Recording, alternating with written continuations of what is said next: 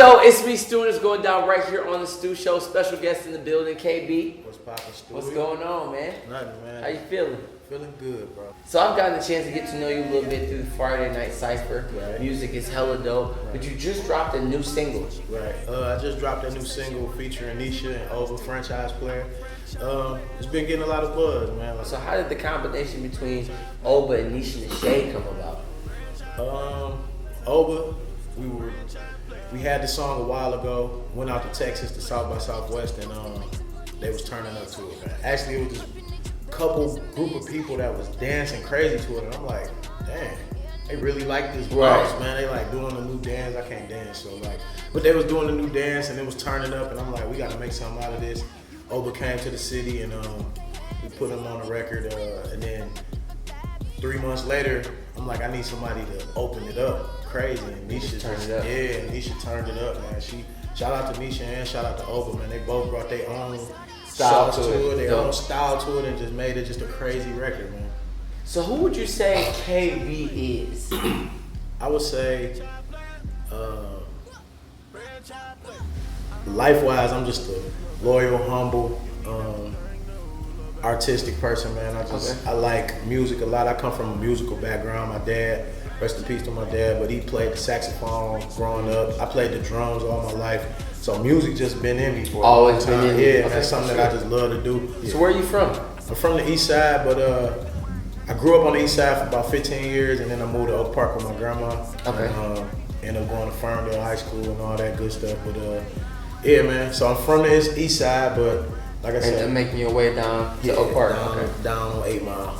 Yeah. So how did the music thing come about? I think I started rapping, like playing around rapping, like in the 9th grade, 8th grade actually, and my dad was like, man, you actually can rap. So I'm like, yeah, right. But you know, I was a sports athlete doing all that, so I didn't really care about music like that. But then, over time, man, I just met some people that really was vibing with the music, and they was, you know, making my sound sweet. So I'm like, dang, I could really do something with this. And the rest is history, man. The rest is history, really. Who would you say was probably your biggest inspiration? I would say just, honestly, it's a weird answer, but I would say just life. Like, life inspired me. Like, I try to make a lot of my music based on life experiences. Like, even with franchise player, not even on no arrogant stuff, but like with my team, I feel like I'm the franchise player. You know, like people get franchise tagged in football and all that, so it's like I'm the guy, even though I'm not gonna be the guy forever, I'm gonna be the guy for our team right now. You know, so that I just base it off of life, man. Like, I feel like that's the best way for creativity, is just being like real. You know what I'm saying? Like making your music based off of how you really live, and that's where I feel like it comes from. So that's my best inspiration. Like, as far as artist-wise, like I would say, the people that I look to for like more inspiration and more like let me get on my business, I would say like industry-wise, like J. Cole, obviously Drake, you know, because he's the biggest guy. But Jay, growing up, I grew up in that era, the Rockefeller and all that stuff. So yeah, man, it's a lot, man. It's just a lot. And then it's just even R&B side, like country side, like I'm into music, bro. Like it's crazy. I'm into like real music, man. Bro. So yeah, I wouldn't even have it would take forever to give me a list of the people that I actually was inspired by. Gospel music, everybody, man. So yeah. Now, I do know that you're involved with the Friday Night Cypher. How did that come about? If at first, I honestly don't even know how it came about. Me and BJ cool, that's my guy. So Stewe, you know, our Bar Stars thing, we didn't even have Bar Stars prior to the Cypher. Really? Right. So that came through the Cypher. Wow. Like, so Stewe was doing something up there. BJ called him to do something up there. So I'm like, okay, cool. I'll come up there and support you. And then I hollered at BJ like, man, this kind of dope. Let me be a part of this. And he's like, all right, come back the next week.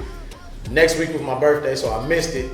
And then I came back the following week, and he like, well, you got a battle to get on there. So I ended up battling 2 people and got on the court, and just ever since then it's been like 25 weeks ago. Oh wow. Yeah, so and then during that whole process is where we created Bar Stars, because then we went and did the intro.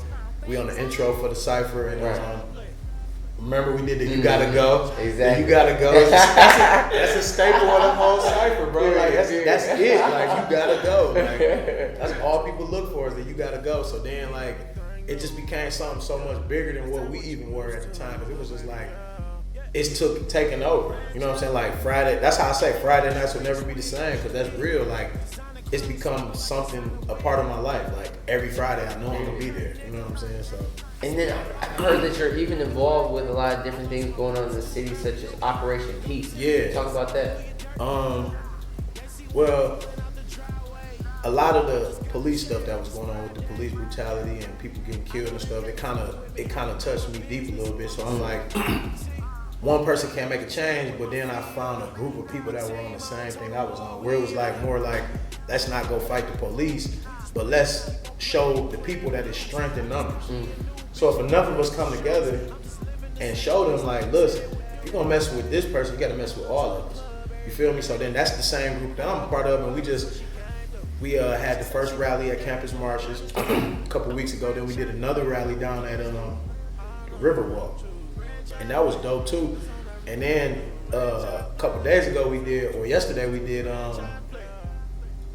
cleanup. We were at Cook Park on Finkel, and we just was giving back to the community, man. We had a lot of water, a lot of barbecuing, a lot of people was supporting it and respecting it, and then it's just a good thing, man, to like really know in your soul that you're helping somebody. Period. You can't help everybody, but you can help enough people to maybe go and help people. That's my whole philosophy in strength in numbers, is like, I might not know a million people, but I know you, and you know that person, and you know enough people that we can all come together and make it stronger. And that's the whole thing that I'm trying to get down with. And that's why I joined that group of people, man. Shout out to them, my peoples. We was hanging out, getting it in, you know, having fun. But yeah, like, it's serious business though, man. Like, sometimes you have to take a step back and look at it like, man, like, this is for real. For sure. You feel me?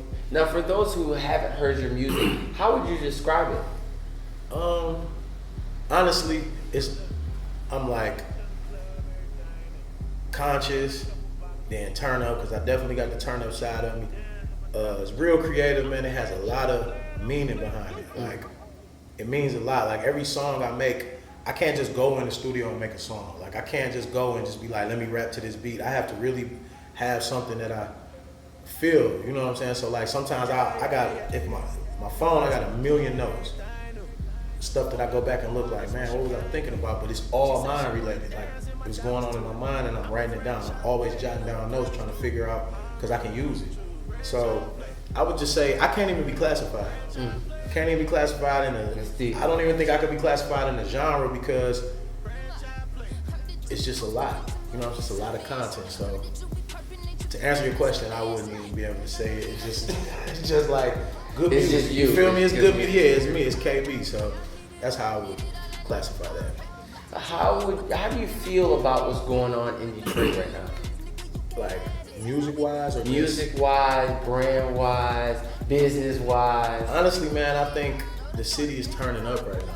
Like, I feel like a lot of people are doing major things, whether it's barbers, video people. Like, seriously, bro, like, I think the city is turning up. I feel like we're getting a name, we're getting an image, and it's like past the negativity side of it. You know what I'm saying? Like, I feel like a lot of people are doing a lot of big things to where we just, it's crazy, like, we becoming like one. You know what I'm saying? Like, so everybody's supporting everybody. And it's kind of dope, because before it was never like that. You know what I'm saying? Like, it was never to the point where certain people could be in certain rooms together. So now it's like the support level was there. Like, you know, you got your thing going, but then such and such might have their thing going, but then y'all can still exist in the same atmosphere, and that's dope to me, because before it was never like that. We was always kind of like labeled as the city of the crab in the barrel type thing, but that's not, I don't think it's like that no more, man. And I think, honestly, what opened my eyes to that was the Friday Night Cypher, because you gotta figure, it's almost on some alpha male type stuff. Right. All these rappers think they the best, right? So we come in here, we think we the best rappers, we got the best bars, but then it became a family, and it was like, damn, like, you support me the same way I like your rap, so it's kind of like we gonna support each other. So that kind of opened my eyes to it a little bit. So shout out to BJ for that, man. He wake the city up with the cypher, for sure.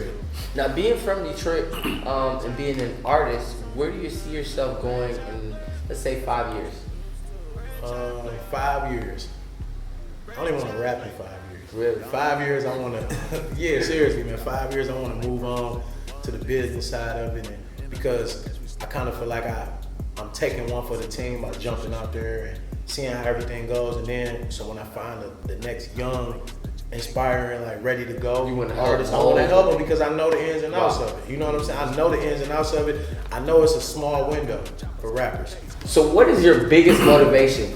I think my biggest motivation was, it used to be moving my mom out the hood, but then when she got out the hood, I was like, okay, I gotta find a new motivation. So my new biggest motivation is just making an imprint on the world while I'm here, because a lot of people think it's a joke, but what are they gonna say about you when you're gone? Wow. Like seriously, what are they gonna say about you? Like, are they gonna just say, oh, he used to be this guy, or could you become a legend?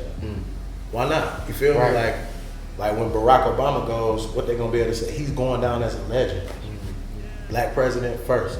So why can't, you know what I'm saying? That's my biggest dream, is to be able to be somebody who impacted the world in such a way where they look at me like in the record books. You feel me? So like when my kids or my grandkids or their kids, I just want to be that person. You know what I'm saying? And even if I don't become famous or anything, it's still just impacting the world, impacting people every day. That's my biggest goal, is just to help young black people, man. That's why I joined. That's another reason why I joined to the Operation Peace, because it's like I just want to be able to impact younger black people, like to show them that this is not it.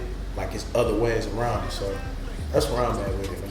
If you could write a letter to Detroit, Okay. Starting off, Dear Detroit, how would you finish that?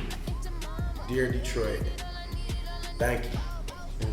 I would start it off with saying thank you, because I always feel like growing up in Detroit is like, I feel like if you can make it in Detroit, you can make it anywhere, because just everything in your environment, man, it's a tough environment. You get no love. You know, it's starting to come back to love, but you get no love. It creates you as a person. Like, you become a better person if you could get out here and come out of Detroit. Because, I mean, when you walk outside, it's like, sometimes it's almost like hell. You feel me? So it's like, yeah, like seriously. So sometimes it can feel that way. So if you can come out of that, then you be just, yeah. So I would say thank you, because it was like, thank you for making me want more. Thank you for not letting me be cool with just settling with this. Like, thank you for creating me and being tough enough and knowing nobody's gonna be able to hustle me, nobody's gonna be able to play me. I'm gonna always be on my toes, because that's the Detroit mind state, you feel me? Like, everybody hustling around here, everybody, making plays, so you gotta get in where you fit in. So that's why I would say thank you. Now let them know where they can find the single at, find you on social media. Everything social media is KBONDATRACK, so it's KBONDATRACK. The single's on iTunes, SoundCloud, everything. Anything out here. Spotify, Google Play, Google all Play, of that. Yeah. So it's all on all those networks, man, and it's moving, man. Like, honestly, like, the plays is going crazy. Yeah, no. So it's kind of crazy. It's kind of a good look, because I'm not trying to play myself, but like, that's the most plays I've gotten. So you know what I'm saying. So that means people actually like it, man. So every DJ that's got it has loved it. It's just doing what it's supposed to do, man. But it's humbling, and it's kind of like, man, it's like, okay, it's making me work hard, because it's like I got to do so much more stuff, because it's only been out for a week. And I want to give like a shout out to a couple people that have been helping me through the whole process. Limelights, that's my guy, man. He has no ties to this record. Like, not one tie to it. I mean, he cool with Oba, that's his guy, but he has no ties, and he's been so inspirational. Inspirational, like, bro, I just want you to win. Calling me, texting me, like, telling me, like, like, do this. And then Floss, man, even though his artist is on the record, the stuff that he's giving me, you know what I'm saying? Like, the information he's giving me and like the help he's giving me is priceless. You feel me? So it's like, other than the fact that his artist is on there, like, he has no ties to the record either. Like, there's no financial ties to it. So it's like, he's just really genuinely helping, man. And that's cool, because it's like, that gives you that extra boost. Like, man, there's some good people out here. So shout out to them too, man. And shout out to the DJs that's been playing at 107. They've been showing love, man. So it's moving, man. It's a long process, but it's nice to see the first stage of results. You feel me? So Well, y'all heard it here first, man. It's Me Stew. Listen, I'm going to have the link to the song on itsmestew.com, so make sure you guys check it out along with this interview. Appreciate you guys tuning in. KB, appreciate you coming through. Appreciate you, bro. And my guy, Yes, sir. The Stew Show. Let's get it.